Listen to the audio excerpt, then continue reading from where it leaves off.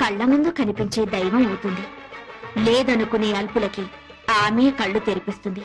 నైవేద్యాన్ని ఆ అమ్మనే పిలిచి తినిపించాడు ఓ చిన్న పూజారి. ఓం శ్రీ కనకదుర్గా దేవి దత్తాత్రేయ, నేను ట్రస్టీ గారితో మాట్లాడొస్తాను. త్వరగా నైవేద్యం పెట్టేసి మేయర్ గారింటికి ప్రసాదం పట్టుకెళ్ళాలి. నేను వేద పాఠశాలకు వెళ్ళాలి, తొందరగా రండి. అవన్నీ తర్వాత, అమ్మవారికి నైవేద్యం పెట్టాకే వెళ్ళు. నేను ట్రస్టీ గారితో ప్లేట్ల కలెక్షన్ గురించి మాట్లాడి వెంటనే వచ్చేస్తాను. ఎక్కువ మంత్రాలు చదవకుండా త్వరగా కానీ పులిహోర పైన జీడిపప్పు కదలకుండా నైవేద్యం పెట్టు. తినమ్మా తిను.